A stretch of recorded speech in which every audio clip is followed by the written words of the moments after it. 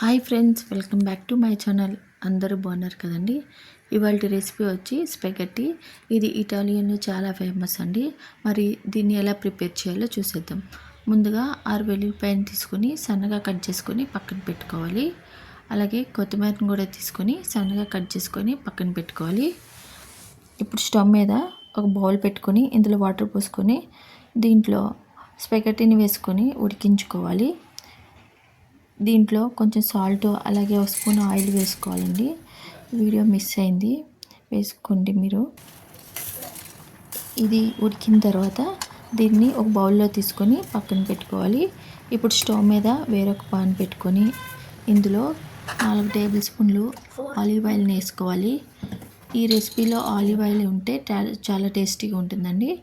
Olive ఆయిల్ని వేసుకున్న తర్వాత ముందుగా మనం కట్ చేసుకు పెట్టుకున్న వెల్లుల్లిపాయని వేసుకోవాలి. ఇవి కొంచెం ఫ్రై అయిన తర్వాత ఇప్పుడు ఇందులో టేస్ట్కి తగ్గట్టు సాల్ట్ వేసుకోవాలి. ఇప్పుడు ఇందులో 1.5 స్పూను మిక్స్డ్ హర్బ్స్ వేసుకోవాలి. అలాగే 1 స్పూను చిల్లీ ఫ్లేక్స్ వేసుకోవాలి. అలాగే 1 స్పూను బ్లాక్ పెప్పర్ పౌడర్ వేసుకొని మొత్తాన్ని ఒకసారి బాగా కలుపుకోవాలి. బాగా కలుపుకున్న తర్వాత ఇప్పుడు ఇందులో ముందుగా కట్ చేసి పెట్టుకున్న కొత్తిమీర వేసుకొని మొత్తాన్ని ఒకసారి బాగా కలుపుకోవాలండి. 2 నిమిషాలు ఇవన్నీ బాగా ఫ్రై అవ్వాలి. ఫ్రై అయిన తర్వాత ఇప్పుడు ఇందులో మనం ముందుగా పాస్తాను ఉడకపెట్టుకున్నాం కదండి, ఆ వాటర్ని పోసుకొని ఒక 3 గంటల దాకా వాటర్ని పోసుకోవాలి. ఇప్పుడు ముందుగా ఉడికించుకున్న స్పెగెట్టిని వేసుకొని మొత్తాన్ని బాగా కలుపుకోవాలి. ఈ స్పైసెస్ అన్నీ బాగా మిక్స్ అయినంత వరకు బాగా కలుపుకోవాలి.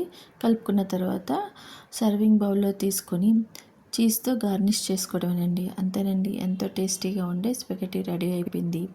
మరి మీరు కూడా ఇంట్లో ఒకసారి ట్రై చేయండి. అలాగే మీకు ఎలా వచ్చిందో కామెంట్ చేయండి. ఈ వీడియో మీకు నచ్చినట్లయితే లైక్ చేయండి, సబ్స్క్రైబ్ చేసుకోండి. Thank you for watching.